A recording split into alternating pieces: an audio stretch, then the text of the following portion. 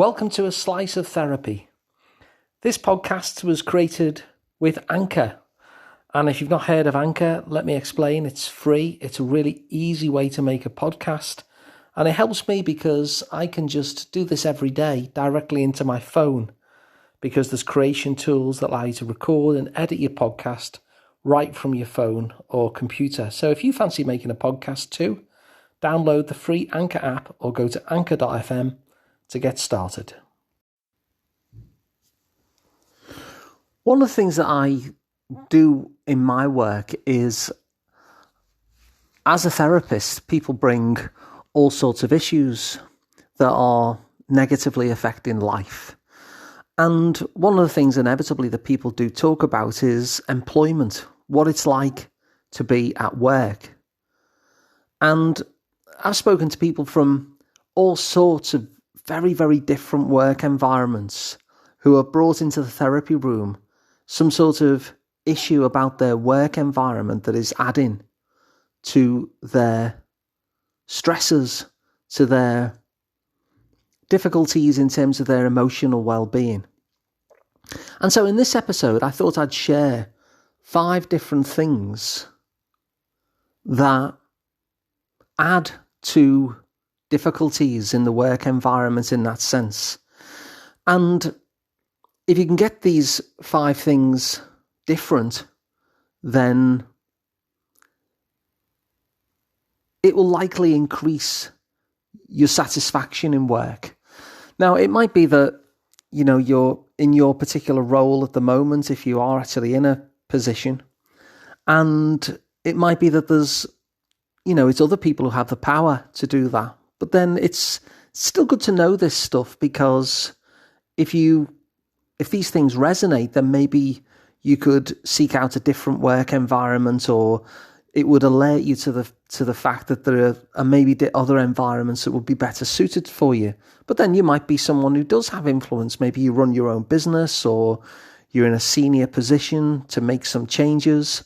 And so these are just my insights from talking to people from many different work environments about the things that crop up that make things harder for them from an emotional well-being and a stress point of view.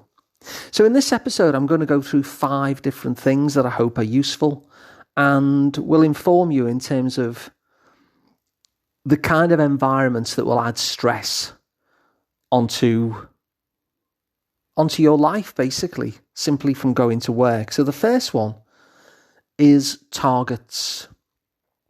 Now, when people have targets, inevitably that places a lot of stress upon people.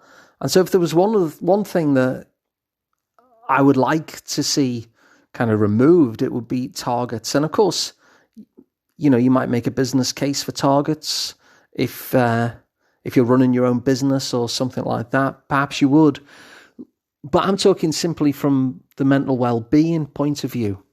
And in fact, there's a lot of studies. In fact, it's pretty overwhelming that when we set targets for people, that the pleasure that people get from the work that they're doing diminishes, and so that they enjoy the work they're doing less and they do the work less well. There's lots and lots of studies about that. There's a really good book as well by a guy named Alfie Kohn, and it's called Punished by Rewards, which really lays out the evidence. It's kind of incontrovertible, really. Even nice things that we do, like people who enjoy making art, once you put kind of targets on it and focus people on the outcomes rather than the process, people get really miserable and they do less art and they do poorer art. And there's a whole host of examples, but I certainly see this, that when people face targets, it really increases stress. And it's particularly difficult given that many people work in offices, work in very static environments. And so what targets do is they will arouse the physical body. You'll get the stress pumping, get the cortisol, the adrenaline going, because people are feeling stressed trying to meet these targets.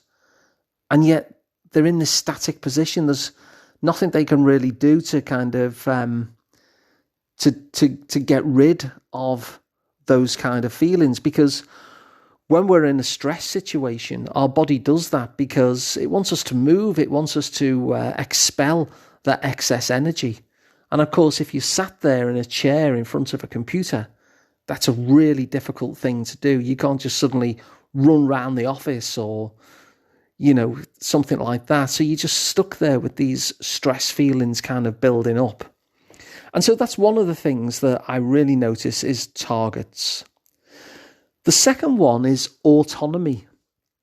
So it's really interesting to me how many people have enjoyed the changes in work life that have come from the lockdown in terms of the coronavirus pandemic. And of course, many people don't like that because it takes them away from a place where they can actually work comfortably and takes them away from work colleagues. And yet a lot of people have really liked it. And I think the reason why a lot of people have really liked this is because of something that comes up in many of the discussions that I've had with people about work, which is to do with autonomy. People really like autonomy. They like being in a position to be the person who is in control of their working environment and in fact how they do their work. And there are many, many forward-thinking companies who really build the autonomy of the people who work there into their workplace systems. And when people have autonomy over their lives, and I think Alun Parry writes about this in his book, where he's talking about depression and connection, where people have autonomy to have a sense of control over their own life, including their own working life, then things just feel easier because they can organise life in such a way that it actually fits them. Maybe 9 till 5 doesn't fit. Maybe 10 till 6 would fit. Maybe 9 till 1 and then a 4-hour break and then some work after that. And they still get the same work done. But however it is, when people have some autonomy over the job that they're doing and how they do it and the environment that they do it in, then I notice that people feel a lot better. The third one is uncertainty. Now, uncertainty is different from variety. I know a lot of people really enjoy lives, working lives, where they just don't know what's going to happen that day. It's full of variety, it's full of difference. And that's different from uncertainty. Uncertainty can be very small things. A lot of people these days hot desk. And so people go into work with uncertainty about where they're even going to be sitting. And that adds a stress. Sometimes there's uncertainty because things are changing constantly, going from one thing to the other, or maybe there's uncertainty in the air about change of ownership or whatever it happens to be. The presence of uncertainty is something that has people feeling stressed for obvious reasons. The fourth one is simply being treated well by a manager, by the person that you report to. There was an interesting study done which said that when people leave their jobs, they're not actually leaving their jobs, but they're leaving their manager. And in fact, there's a huge, what's the best way of saying it? It's a huge factor on people's well-being is how well they get on with their manager and how well they're treated by their manager. There's been a whole load of studies done into this. And so when you have a manager who is really unpleasant to you and is a not very good manager to work for, that really has a deleterious effect on people's mental well-being. And like I say, people tend to leave not jobs, but managers. And so simply having a manager who treats you well, treats you like a decent human being, is going to have a massive impact in terms of your work life and how you enjoy your work life. And the final one is that sense of making a difference. I think that one of the key human needs is the need for contribution, the need to feel that they're contributing to something, that they're making a difference. It adds a lot of meaning. I know the therapist Viktor Frankl, who wrote Man's Search for Meaning, had that as the very centre of his form of psychotherapy. And so when we feel as though we're not making a difference, then that has an impact on people's well-being as well. That they're really crying out to feel as though what they do every day is making some sort of meaningful contribution. And so they're the 5 things that if I could recommend that people get in their work life, or that people with influence could change in the work life of others, it would be the removal of targets, giving people greater autonomy, removing uncertainty, ensure that they're being treated well by their manager, or in fact work self-autonomously so they don't need to be in contact with a manager so much. And fifth of all, making a difference.